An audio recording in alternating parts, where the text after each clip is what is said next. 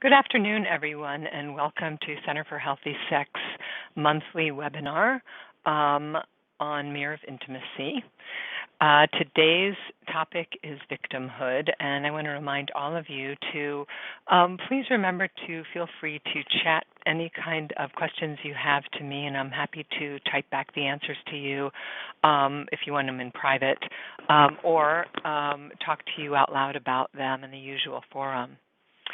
So let's talk about victimhood, and I want to talk about it today in terms of interpersonal relationships.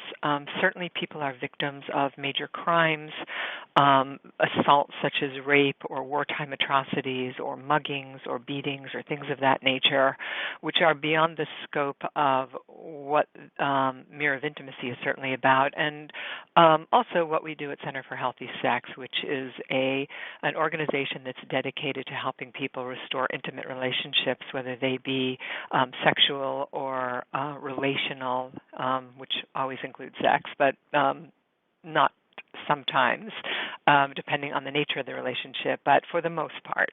So I'd like to focus on the interpersonal today.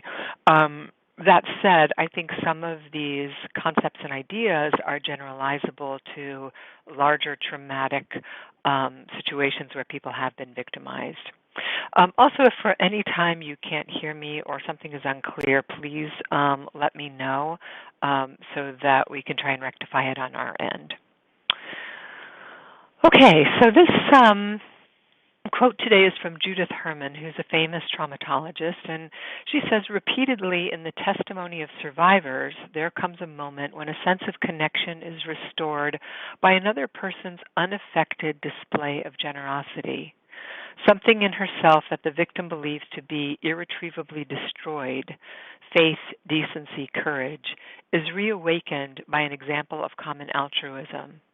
Mirrored in the actions of others, the survivor recognizes and reclaims a lost part of herself. Now, a gross example of this is that there are many restoration projects happening across the United States where victims are actually meeting their perpetrators. And it's in the meeting of the perpetrator and the victim that some sort of healing can take place, especially when both parties are able to apologize for the hurt they may have created or caused one another. So I think this is a useful quote when the survivor sees in the actions of the others a lost part of him or herself.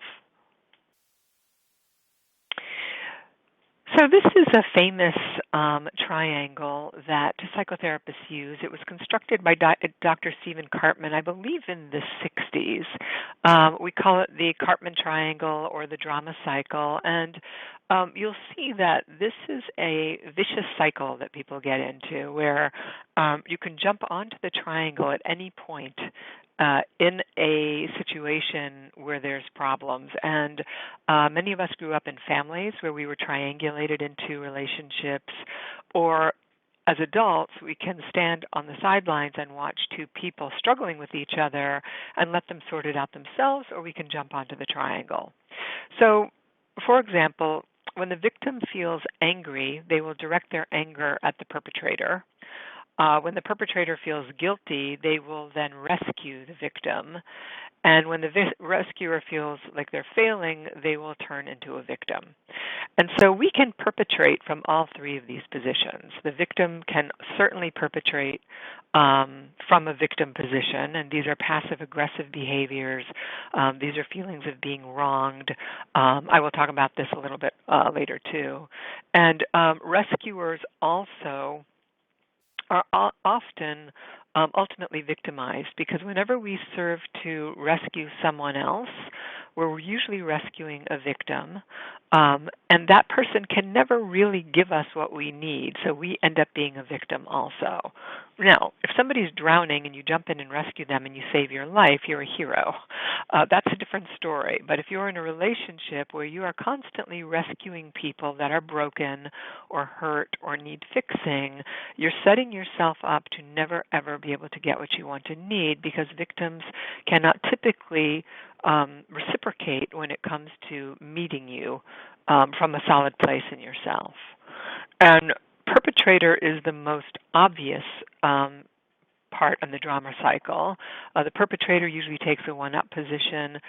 They will use power and control in order to squash the victim, and the victim will retaliate from more passive positions. And this is what we see often in cycles of abuse, which is a grosser version of what can happen in interpersonal relationships. So I'll refer back to this as needed, but it's a good template to keep in mind, especially if you have, let's say you have a family situation where you have siblings that are struggling with one another, and one person is victimizing the other, or so you think they are, because you don't have compassion for the person that looks like the perpetrator, and you jump onto the triangle because you try to rescue somebody. Now you're in the mix, as opposed to taking a stand that may be different from what the other two are going through and letting the other two come to some conclusion themselves. This is often what we call a stance of differentiation, and it can be very challenging if you're pulled towards rescuing. So let me know if you have any questions about any of these things as I go along. Alexis says, yes, I speak about this with emotional abuse. So if we go back and we see that this can happen with emotional abuse, it doesn't have to be physical abuse. And Pia Melody talks about people taking a one-up or a one-down position as opposed to I'm okay, you're okay. Pia also says that our perceptions are our reality. So if I perceive something and you perceive something different, neither one of us are wrong. We're just having a different experience of reality.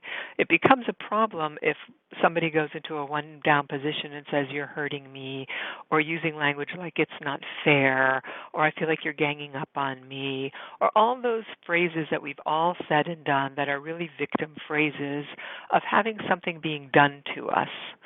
And the one-up position, of course, is the position of not being willing to hear the other person's point of view, or feeling like you are completely right and the other person's completely wrong. Both of these positions are closed positions. They are not open to a dialogue or to possibility. Victim states perpetrate past trauma states, and this is a pretty big statement to make, where mental distortions combined with triggered feelings to fabricate a sense of persecution. So whenever we feel victimized, we have to know for a fact that our nervous system is responding historically. So that anything that's happened to us in the past that's typically parental, it will get acted out in the present based on how dysregulated our nervous systems get. So while your friend may not be your mother or your father, they say something or do something that feels hurtful to you, and you react in a way that is not appropriate for the situation, because you're an adult now, you're not a kid or a teenager, and so you're dragging in your adult child or your teenage responses to a present-day situation. And that can then muddy the waters, because there's a sense of feeling persecuted, or something's being done to me. And in that, there's no place for compassion for the other party. And to say, wait a minute, is this person, well, this happened to me in traffic this morning. Somebody didn't see me. They were coming into my lane, and I honked my horn, and the guy waved to me, and I waved back, because that man wasn't doing anything to me. If I was dragging my past with me, I could have started screaming at him and flipping him off and getting self-righteous and being a victim, but perpetrating from a victim position. And yet I recognized the guy just didn't see me. I've done that how many times before in traffic? But I wanted to caution him, and I needed to brake so that we didn't have an accident. And he waved and I waved, and there was no energy. There was no heightened arousal. There was no indignation in any of that, because I was able to keep my distortions at that moment to a minimum. And that is, of course, an impersonal situation. These stakes get much higher the more relational we are with people and the more invested we are in relationships. In such, we could call these addictive mind states. We hear censor in every comment. So I think the word addictive here has to be used euphemistically, and we could also use the word codependent or victim-y mind states, that we're going to censor every comment by just hearing or saying, no, no, no, that's not right, you don't get me, you're not understanding me, you're all wrong. And everyone turns into our distant father or critical mother or abusive ex-lover.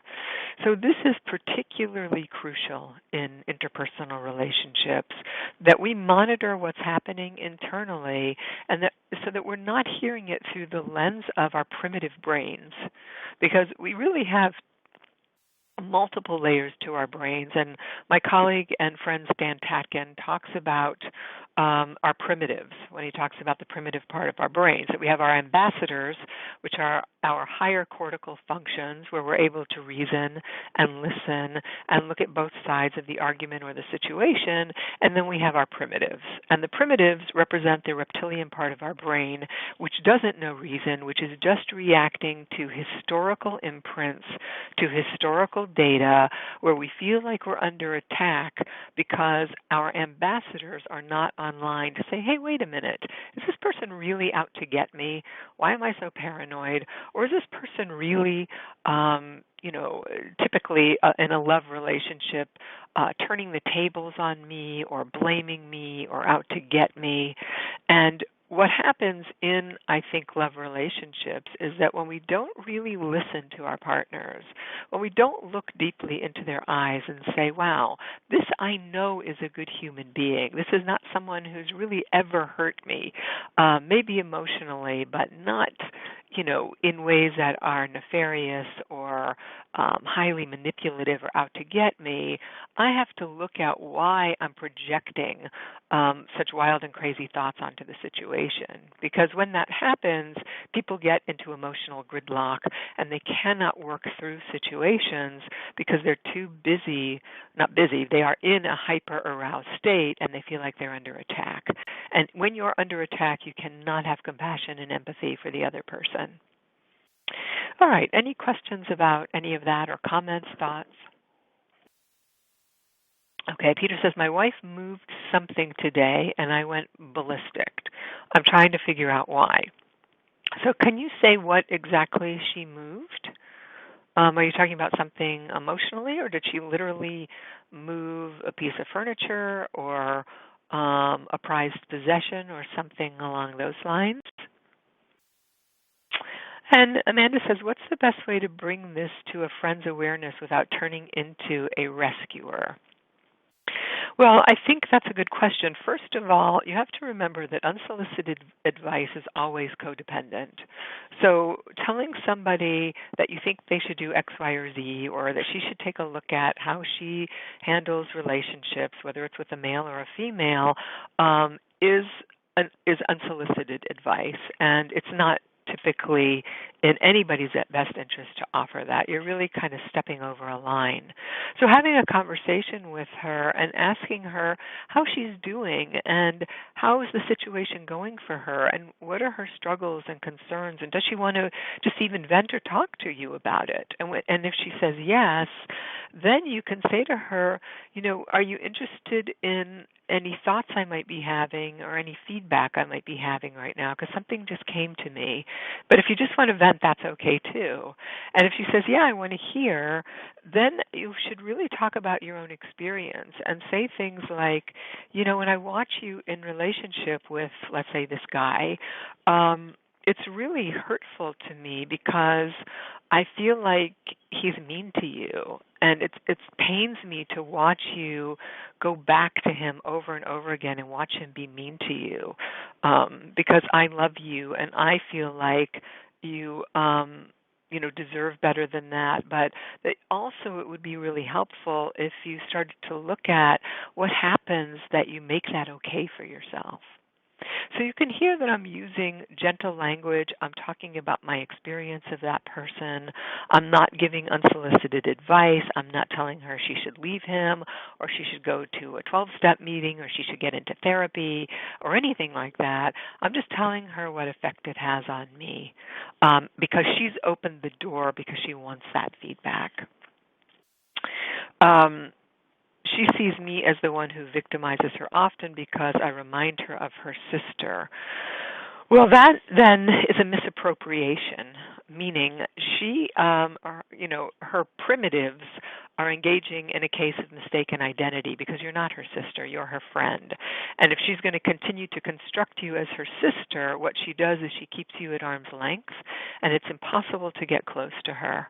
And so I think you can tell her that you want to divorce yourself from the mantle of her sister, that you're not her sister, and that you are her friend, and it's going to be super important for her to look at what happens that she keeps seeing you in that way. And if she keeps seeing you in that way, then it's going to be very difficult to continue a friendship with her. And I think this is where we have to get clear about when it's time to part ways. Can somebody be in a constructive dialogue with you? Can they hear you? Can you hear them? Can you not only own your part in it, but also apologize and then course correct? Or is there a point where you say, wow, this is just not good chemistry. This is not a good fit. We have different ways of seeing things or different standards or different likes and dislikes. And this is not a harmonious relationship, and it's not good for either one of us. So why hang around for this? Because at some point, it's on us if we stay in relationships that start to become abusive. So Peter says, I moved a piece of electric cord, something small that meant I would have to do extra work. So I think then there's something internally going on with you that you have a low capacity to sort of hold and wait. You have a low capacity for tolerating anything that doesn't fit exactly where you need it to fit. Now, this could be for a whole host of reasons that I can't figure out in this forum. It may be that, you feel entitled to or self-righteous about your wife understanding what your every little need is, or you've got resentments built up and this was a forum for you to attack her unnecessarily, or maybe you get so confused because you have to have things in the place they need to be because you struggle with, some attention deficit issues. And so moving things can become very disorganizing for you. Whichever they are, you need to investigate that, and then you need to apologize to her for why you explode like that. And more importantly, you need to find ways to start to correct some of that or dial some of that back so that you can be in a dialogue with her so she can know why those things fall on you so intensely. Now, if she knows that they fall on you intensely, and I'm sorry to use you both as an example, and she does it anyway, that can become a form of marital sadism, where you know it's going to aggravate your partner or piss them off, and you do it anyway because you want to needle them or get back to them. Then you've got a different situation going on. So whenever we lose our cool or lose it repeatedly or go into a victim mode or start to feel self-righteous, it's really our responsibility to take a look at what's going on with us, why the situation is so upsetting or so unnerving, and what we can do to rectify it. Also, my brother-in-law makes a passive-aggressive remark the day before, and I reacted calmly. Oh, so maybe you reacted calmly to him because it was socially acceptable, but then you took it out on your wife today. Could that be?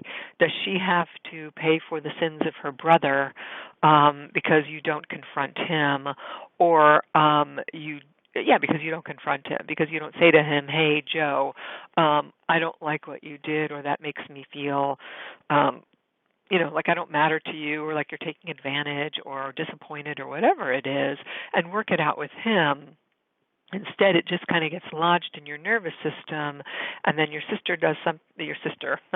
your wife does something relatively benign, and you explode. So that would be worth taking a look at also. My Okay, so early physical or psychological violence echoes throughout the lives of those who habitually assume the mantle of victimhood, even when victimization has ceased. And so, again, these are both become psychological and neurobiological adaptive patterns in the system. And so we can keep responding to ghosts over and over and over again in our lives in the way that I think this woman's friend is constructing her as her sister. That is a case of mistaken identity. It has nothing to do with the relationship in real time. Now, there may be some things that the friend is doing that reminds her of her sister, or she herself is constructing it in such a way that her friend shows up as her sister, which we all do all the time. We can easily turn our friends, neighbors, bosses, lovers into our parents without even knowing it, because it's how we respond. If we respond to authority in a certain way, if we respond to friends in a certain way, if we respond to men or women in a certain way over and over and over again, it won't matter whether it's your neighbor, your banker, your friend, your boss, your best friend. We are going to turn that person into the person that victimized us. Shell-shocked from past hurt, which really means traumatized. They exist perpetually, hopped up on the chronic, chaotic adrenaline that trauma released. So it's not just adrenaline, it's cortisol, it's a whole host of neurochemistry. Our whole endocrine system is calibrated towards hyperarousal if we haven't done the work we need to do to be able to calm ourselves down, to be able to hear people and hear what they're actually saying. And not only that, but to be able to feel the intention behind what it is they're talking about. And again, the most extreme case of this would be paranoia, which I'm not talking about, but that is the nth degree by which to calibrate yourself when there are people who think that everybody's out to get them at all times. Nobody is ever well-meaning. Nobody ever has their best interest at heart. They're just in danger of being taken advantage of or used. So that is the extreme that nobody wants to get to. Even when pity-seeking seems a conscious choice to elicit special favors, a ploy perfected by con artists, it's never really a free choice. And that's because pity-seeking is part of being on that drama triangle. It's also really manipulative to put yourself in a one-down position so you can get your needs met that way. And I really call that perpetrating from the victim position. Don't hurt me, don't have expectations of me, don't have expectations of me, and if you do, then I'm going to tell you how wounded I am or how much that hurt or how impossible you are, because I'm in a victim position and I need you to pander to that. So that is not a healthy vantage point from which to operate. Offered healthy options, who would elicit the pain of self-induced impression? Well, a lot of people do. A lot of people don't recognize healthy options when they have them, and a lot of people will take healthy options and great opportunities and twist them into unhealthy ones because they don't trust that the path is opening before them. And, of course, this is very tricky in a love relationship because when we meet people, we don't really know them. We are putting forward our best foot. We are projecting onto them our idealized lover. We are giving them our best selves. And it's really only in relationship that we start to stir each other's issues. And in the stirring, we have opportunities for growth and development through one another, or we have opportunities to go into the direction of our dysfunction. So many people will take healthy options because they don't want to go into what we're calling self-induced oppression here, meaning victimhood or, keeping ourselves in the same one-down position. Other people they can't see what they can't see. And so if you find you're in a relationship with someone like that, especially if you're dating, it's always important to get a reality check and to cut your losses. That's why people date. If things aren't going well, if they don't feel good after 6, 8 months and you find yourself going to therapy at that point, that's probably a good cue to call it quits. Because getting into therapy before you've even been dating for or involved for a year tells you that there are major problems and that this is not a good match for you. Let's see, I'm just looking at another text here. Maybe I saved it up, but I felt okay. I made an apology after I practiced deep breathing and calmed myself.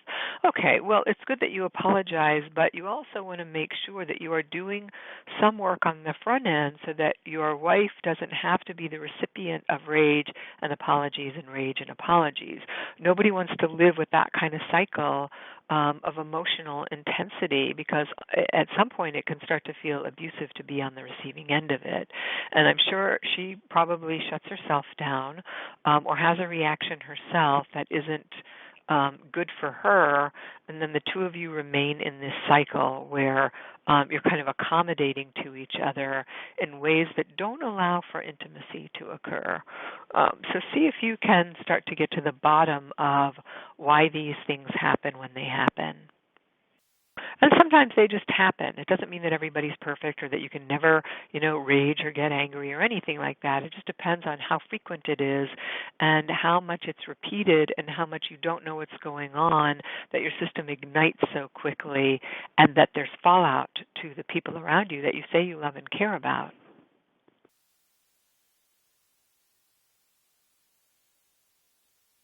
So let's look at some victim language here. It's their fault. Nobody understands me. Everybody's against me. I never get what I need. It's always this way. I mean, these are global statements that are not realistic because they're global. They're black and white. They're all or nothing. And nobody is all victim. Nobody's all perpetrator. And if that's the case, then you're involved with somebody who's extremely ill, and you shouldn't be in relationship with them. So watch your verbal extremism in the words that you choose. Look at what happens when you make blanket statements about your relationship or the person that you're in relationship with, and ask yourself, is that really true? Because if it were really true, why would you get in relationship with that person in the first place? We all fall in love, or we fall in like if it's a friendship, or we are in situations that, we like initially, and then once we get into them and the going gets rough, then we start thinking, wow, this isn't right, or this person or these people are X, Y, and Z, as opposed to relationships are challenging, extremely challenging, and to negotiate the waters of relationship in ways that are constructive takes a lot of inner work in order to do so. And so ask yourself how often you use all or nothing language in your relationships, and if you've ever used that kind of language that led to a relationship dissolving. If that's the case, you definitely want to start to deconstruct that and ask yourself why. Because again, if you're in a victim position, you cannot have empathy and compassion for yourself or for the other person, and you will only invite more perpetration, more rage and anger, more attack, or you will perpetrate yourself from that passive-aggressive position. And so you want to get off the triangle as best you can in the most constructive way you can. Knee-jerk victimhood is a coping mechanism common to youngest siblings or abused animals who automatically whine, cry, and mew at the slightest provocation. And this is a run-for-cover mechanism. It can be highly manipulative also.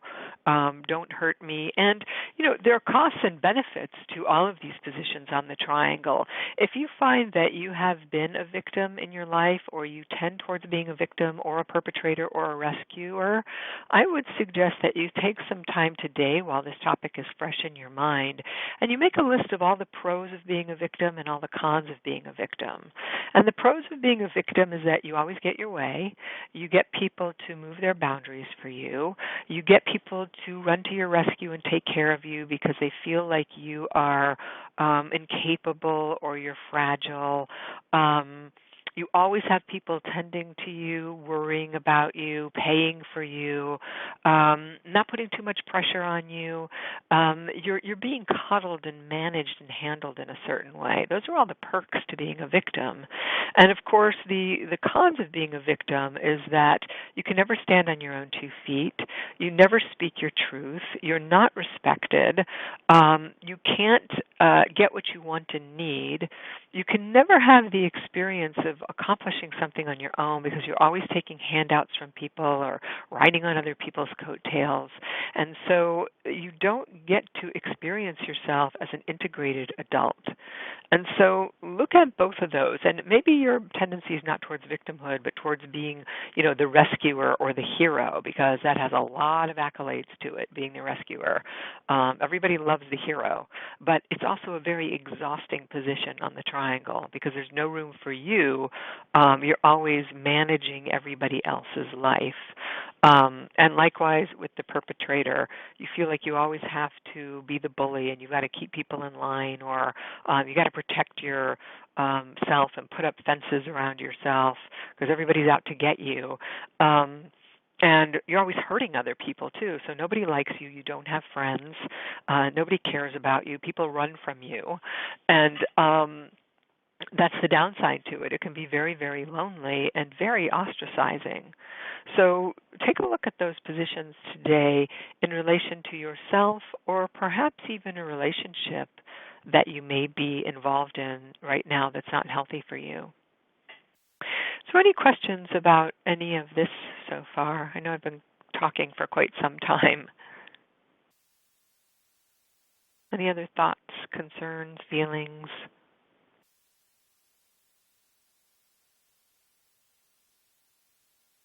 I think this is a difficult topic also when there's been intimate betrayal in the mix, which is a very different situation because that is a case of being victimized, being betrayed, being lied to, being hurt.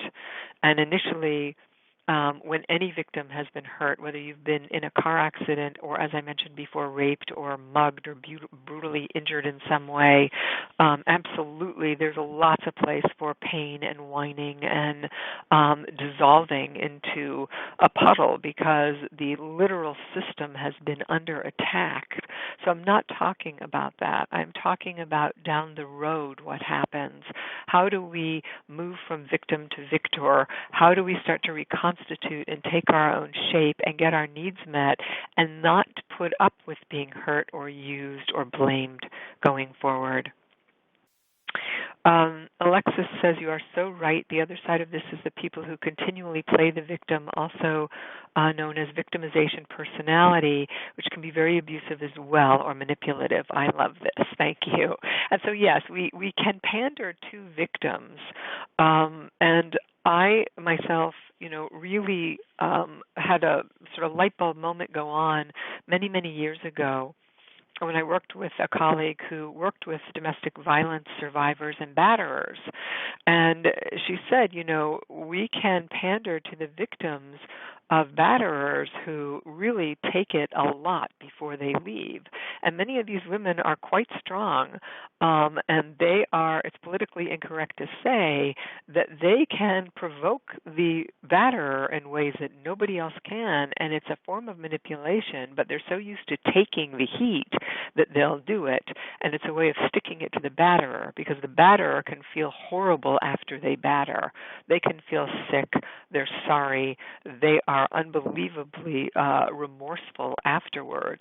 And so that's a power differential, and that's a dialectic that takes place. It's not pretty to look at, but the dynamics are there. And we do this on a lesser version in interpersonal relationships. The compulsive state of victimized tension can be exacerbated by our unhealthy cultural paradigm of punishing the victim. So this is the converse of that, and I hope you're hearing a lot of complexity about the paradox of victim and perpetrator. They're flip sides of the same coin. We're not here to blame the victim. I'm certainly not. Nor am I here to bash the perpetrator, because when victim and perpetrator are in relationship with each other, they are in a dialectic. It's just like buying and selling. There are two positions in the system. You cannot buy without selling and vice versa. So you can't be a victim unless there's a perpetrator on the scene, and you can't perpetrate unless there's a willing victim. And so how do you step out of whatever position you're in and take a more differentiated stance? The compulsive state, so this compulsive state of victimized tension is something that I think does get held up in our culture, where we have a very narcissistic culture now, where people feel highly entitled to having what they want when they want it. They feel highly entitled to sometimes take from other people or get what's theirs. We've moved from a meritocracy to much more of an entitled way of being in our culture. And so people don't have to earn what's theirs. They feel like they can just have it because, they feel entitled to it. And there are many studies coming out now that are looking at the rise of narcissism over generations. If you want to look at this research, you can look at the work of a researcher named Twenge, Twenge, who's got a lot of data coming out rapidly right now. That's a different conversation, but I wanted to contextualize it since we're talking about culture. So the question here is, how do we free ourselves from playing the victim in a way that's not shaming? Because the last thing any victim needs is to be shamed. So we can free ourselves from being a victim by not shaming ourselves or shaming the other person, just by way of starting to take responsibility for ourselves, also for not feeling entitled, and for being in gratitude. And I think when you really look at your partnerships, your relationships, and you see what other people have done for you, and you're in gratitude for that rather than in entitlement for it, you will have a different experience. And so, even for those of you that are struggling in relationship today, look at your partner and say, and Peter, I'm saying this to you sort of affectionately, if you look at your relationship with your wife over the long term, if you look at all the things she's done for you and how grateful you are for what she's done and what you love about her, her infraction of moving the cord today is minuscule, depending, in relation to that, and that she didn't do anything to you. She just moved the cord because maybe she needed it for whatever reason. So when we can have compassion for ourselves, empathy for ourselves and others, gratitude for the other, and we also don't have a sense of entitlement for what we think the other should do for us, then we can start to move out of victimhood. And obviously, shaming a victim because they've been hurt or they were in the wrong place at the wrong time is just simply egregious. It's not okay, and it inherently lacks empathy for what's happened to the victim. And I would add to that the marginalized person in terms of, people that are people of color specifically, or sexual orientation, or any other marginalized people with disabilities. We have to have empathy for people who are struggling as well.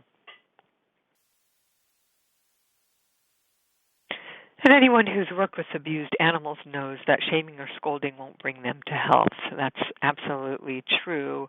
That sort of shaming just perpetuates abuse. And so that's no way to help somebody's functioning come up. And you can think about that in your relationships too, and ask yourself, why are you so angry that you want to shame that person?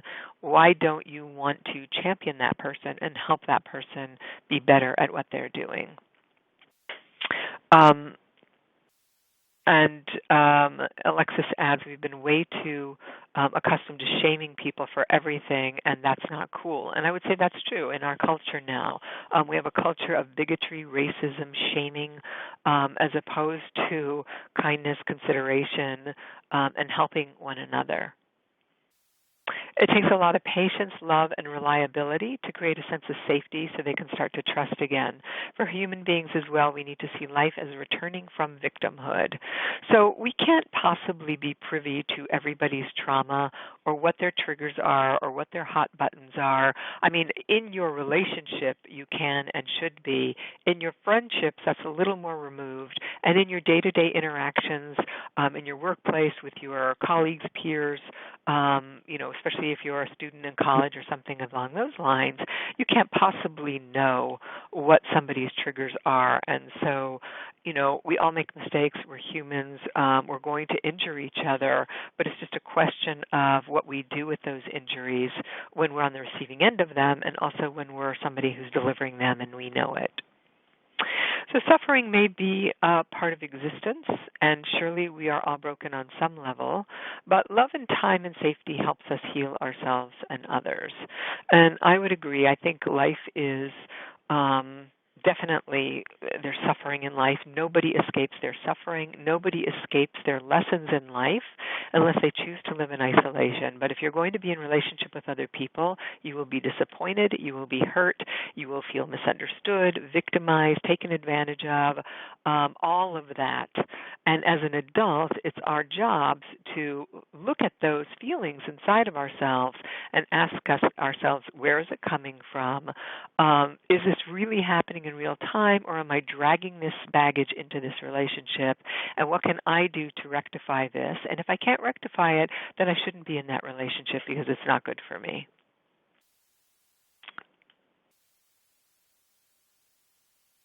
And today you can send love to the universe and everyone who touches your life, from the people you see on the street to the unseen artists who construct the rooms you inhabit, to the vast web of circumstances, good, bad, and otherwise, that leads to each moment.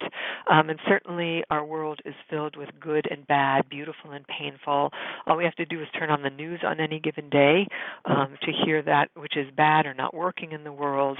But also we hear stories every day of the human condition where, people help each other out of victimhood, people tend to each other's wounds and pains, and so it goes. So any other questions before we wrap up here?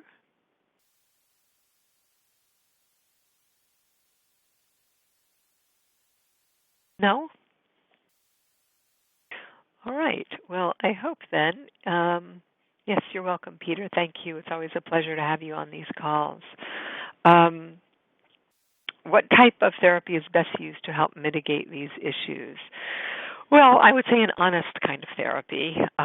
It depends on what the issues are. I mean, victimhood typically comes out of trauma, and any kind of relational pervasive trauma in childhood that's going to lead to attachment problems such as avoidance or being dismissive, is going to lead to problems in relationships over time. If you cannot put together a love relationship and you can't keep it going over time, it's likely that you're struggling with attachment issues, which are regulatory issues.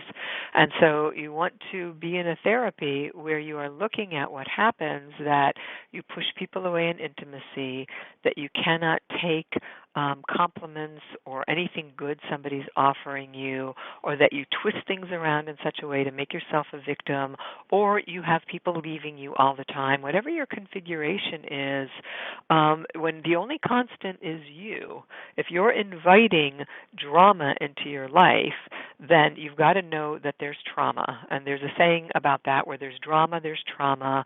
When it's hysterical, it's historical. And so when your life is drama-free, it's because you have cleaned up your internal psyche and your interactions with people.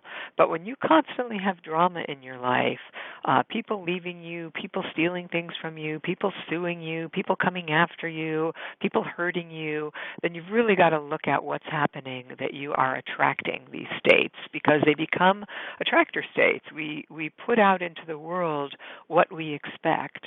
So you want a therapy that's going to address your relational trauma, And that's very different from what we call big T trauma. So being in a car accident is a big trauma, and you definitely have to address that, especially if you have post-traumatic responses to it. But if you didn't have something like that, but you grew up in a family system where your caregivers were not creating security and safety, then your reactivity in relationships is going to be what your caregivers gave you. And that's what you want to sort out so you're more integrated and more able to be in stable relationships over time. So I hope that answers your question, Amanda. All right. Well, I want to take this time to remind you that you can purchase Mirror of Intimacy on Amazon.com. And also that if you have any comments that you want to state on the Amazon website there, we're always appreciative of your comments, whether it's one word or one line. Thank you so much. And thank you to you and Jill and everyone else for participating today. It's always fun to have these conversations, and I look forward to seeing you in October. Take good care and have a good month. Bye-bye.